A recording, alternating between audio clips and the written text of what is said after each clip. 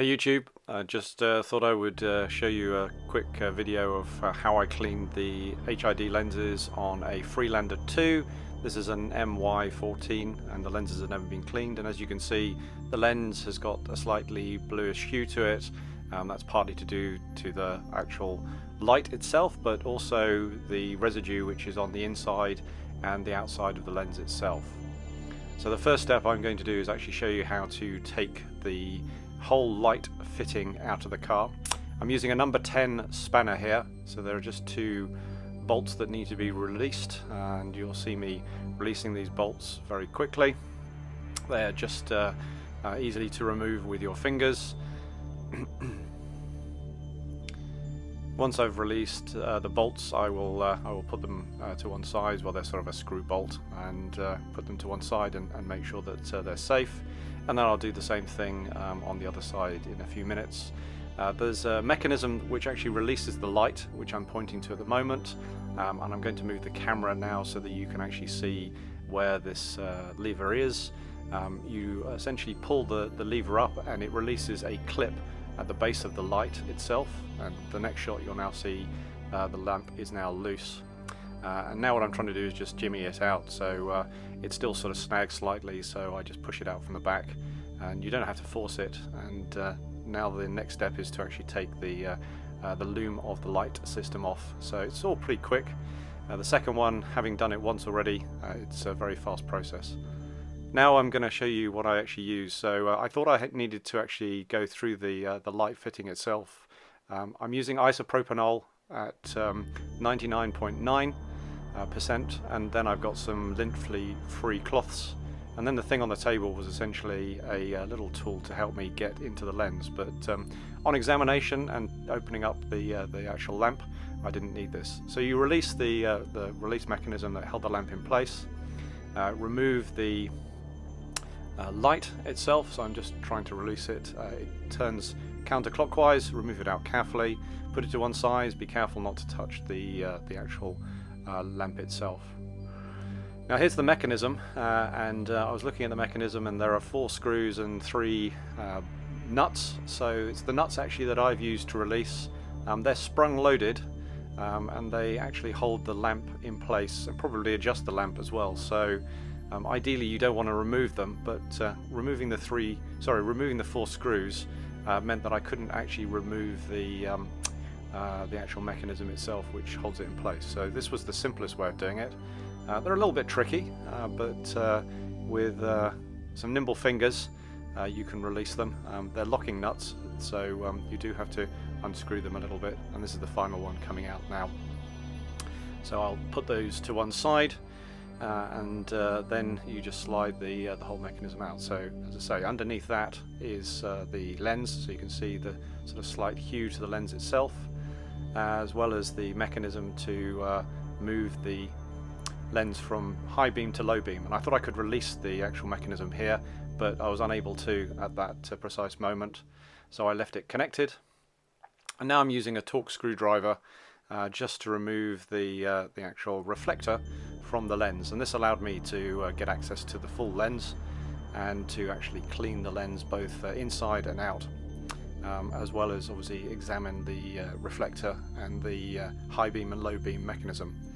So it's pretty quick, and next shot is of the lens. So there you can see the lens is located, and there is a guide to show which is the top and which is the bottom. Fortunately there's a pin which locks into the lens itself to make sure you put it the right way up. And now this is what I'm looking at, so I'm just verifying to myself which is the right way up. So I will now spray it with isopropanol. Or I don't actually. I then realize there is a top and bottom, and I'm reminding myself what the top and bottom looks like. Now I'm satisfied that I know which is the top and bottom. I just spray it with isopropanol, and you can see instantly the lens looks a lot brighter from that side, and I do the same thing from the inside. So these have been on the car since it was new, never been cleaned out.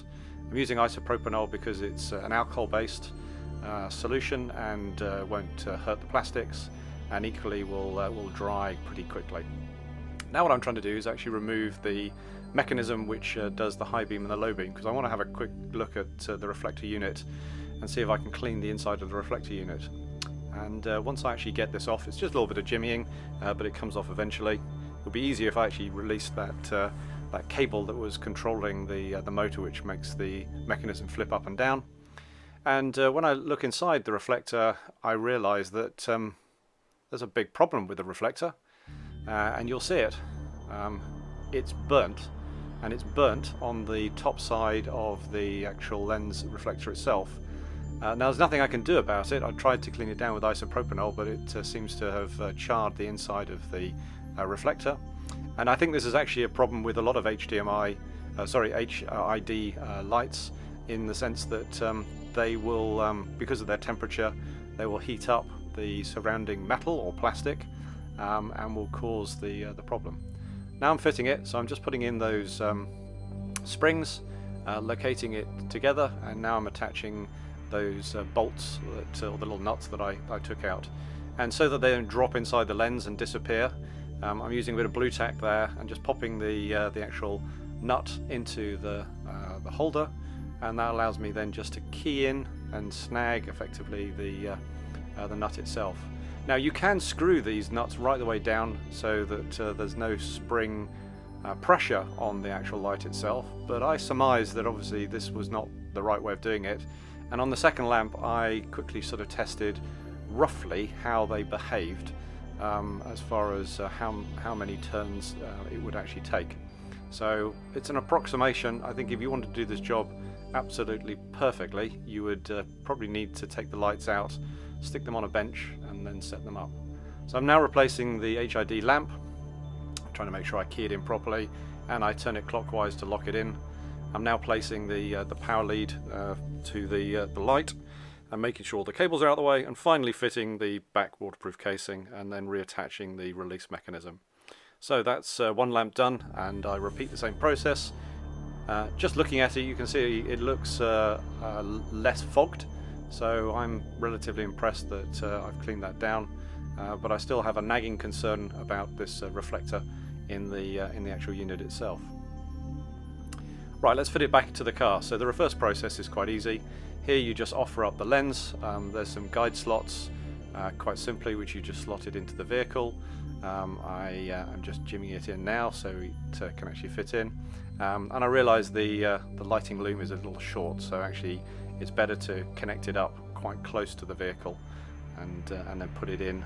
So it's now connected, and then you just push it in, and then you'll hear a resounding click, and that's now held in. And finally, just attach the two screw bolts back onto the vehicle itself to hold it in place. And I seem to just let it rest in its natural position, because that's how the light seemed to fit. So again, I'm sure that if you were a purist, you would actually go in and put this to reflect on the back of a garage which is dark, and then you can make sure that you're not causing any problems. Right, so let's start the car up, and it's a daylight shot, so you can't really see the lights, but the car will start, and the lamp will come on in a second, and hopefully you'll notice that rather than having that sort of blue hue that was around the whole of the lamp, we've now got a clearer, or more crystal clear look on the lens itself. So I'm just giving you a bit of a closer look, and you can see there that the light is on, as well as the side light. And just want to prove that the main beam works as well. So that's now the full HID lamp being exposed. The flap's now flapped down and is showing the lamp right the way through. So floodlighting effectively both the main beam from the HID and then from the normal halogen lamp. So as always, if this was useful and helpful, please subscribe to the channel and obviously like. And I'd also like to make a special thanks to the music, which is from